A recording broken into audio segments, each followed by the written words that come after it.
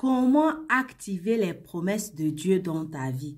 Comment activer les promesses de Dieu dans ta vie? C'est très important, frères et sœurs, lorsque nous utilisons les promesses de Dieu, que nous puissions savoir qu'est-ce que nous pouvons utiliser pour manifester les paroles, les promesses de Dieu. Comment est-ce que les promesses de Dieu se réalisent dans nos vies? Quels sont les critères qu'on doit tenir compte? Qu'est-ce qu'on doit faire pour que ces promesses se réalisent?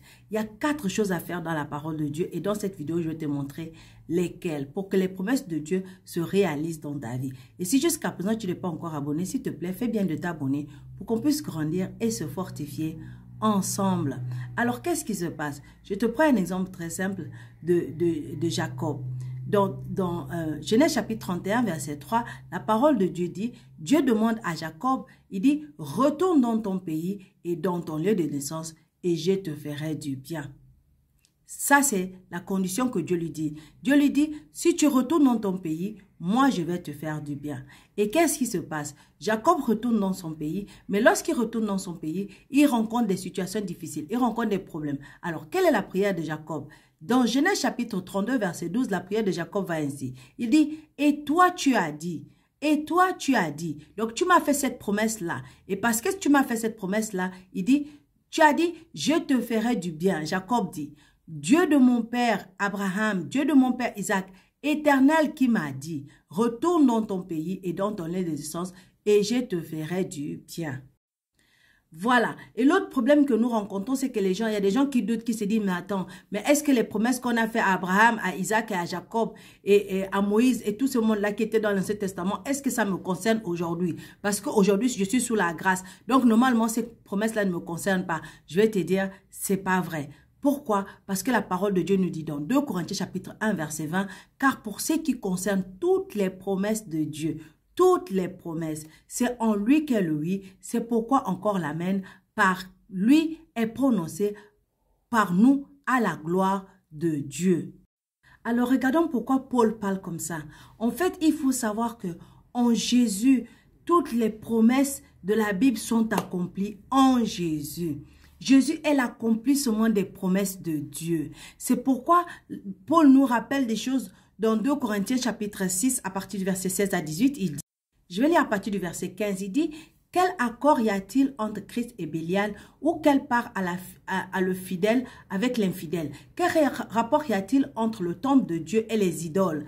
Car nous sommes le temple du Dieu vivant.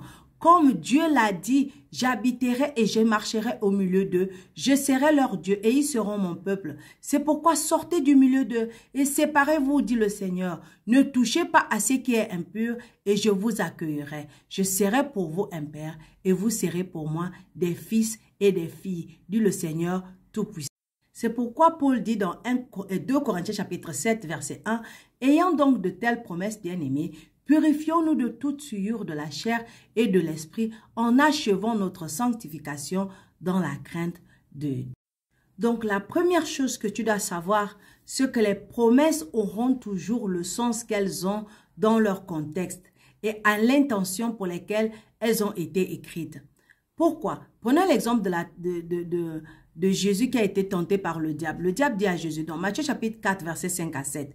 Le diable le transporta dans la ville sainte, le plaça sur la haute, sur le haut du temple et lui dit, si tu es le fils de Dieu, jette-toi en bas, car il est écrit, il donnera des ordres à ses anges à ton sujet et ils te porteront sur les mains de peur que ton pied ne heurte contre une pierre.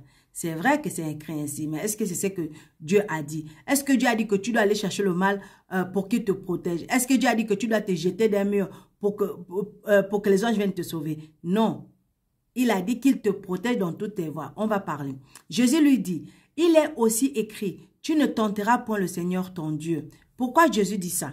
Jésus dit ça parce que le diable a transformé la vérité de la parole de Dieu.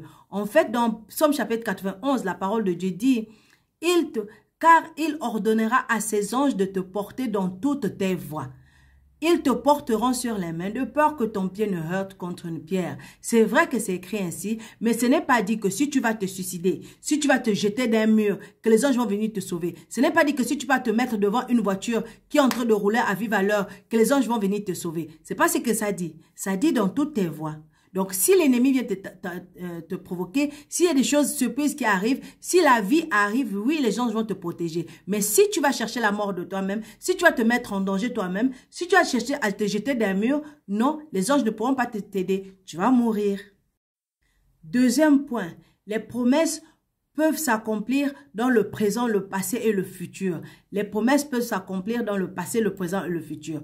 Pourquoi? Prenons un exemple, Actes chapitre 2, versets 15 à 21. Ces gens ne sont pas ivres comme vous le supposez, car c'est la 3e heure du jour. Mais c'est ici ce qui a été dit par le prophète Joël. Dans les derniers jours, dit Dieu, je répandrai de mon esprit sur toute chair. Vos fils et vos filles prophétiseront, vos jeunes gens auraient des visions et vos vieillards auront des songes. Oui, sur mes serviteurs et sur mes servantes, dans ces jours-là, je répandrai de mon esprit et ils prophétiseront. Je ferai paraître des prodiges en haut dans le ciel et des miracles en bas sur la terre, du sang, du feu et une vapeur de fumée. Le soleil se changera en ténèbres et la lune en sang, avant l'arrivée du jour du Seigneur, de ce jour grand et glorieux. Alors quiconque invoquera le nom du Seigneur sera sauvé. Donc cette promesse-là, par exemple, qui a été faite dans le livre de Joël, par le prophète Joël, a été s'est manifestée dans les actes des apôtres après la résurrection de Jésus. Voilà une promesse qui s'est réalisée dans le futur.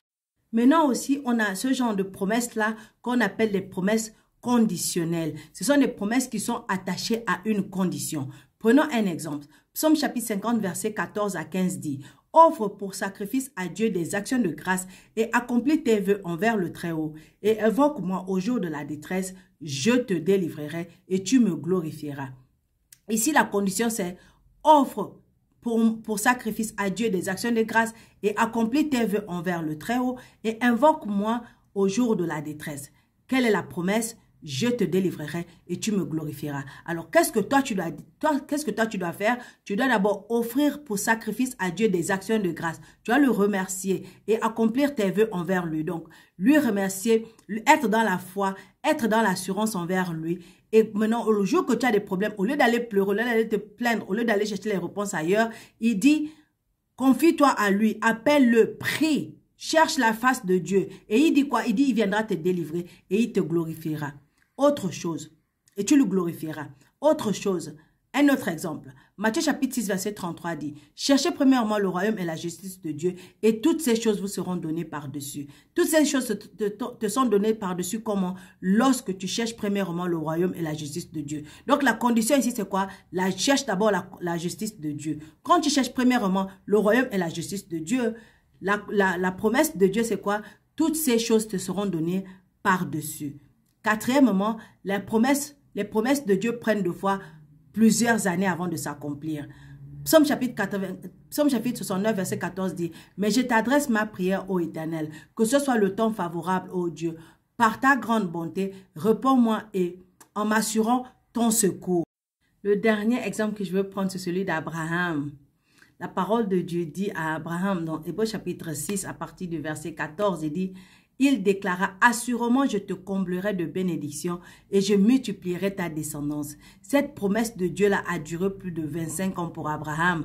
Verset 15 nous dit, Abraham entendit patiemment et c'est ainsi qu'il vit se réaliser ce que Dieu lui avait promis. Ce que Dieu l'a promis ne s'est pas passé en un an, ça ne s'est pas réalisé dans 2 ans, ça a pris du temps. Et Abraham a été patient. Donc, lorsque ta promesse n'est pas encore arrivée, ne te décourage pas. Ne te dis pas que ça ne va pas venir. Ne te dis pas que Dieu t'a oublié. Dieu est en train de travailler. Au moment venu, au bon moment, Dieu va te mettre ta promesse entre les mains. Alors, sois patient. Et maintenant, tu sais comment les promesses de Dieu fonctionnent. Mets ça en pratique. Sois abondamment béni. Shalom.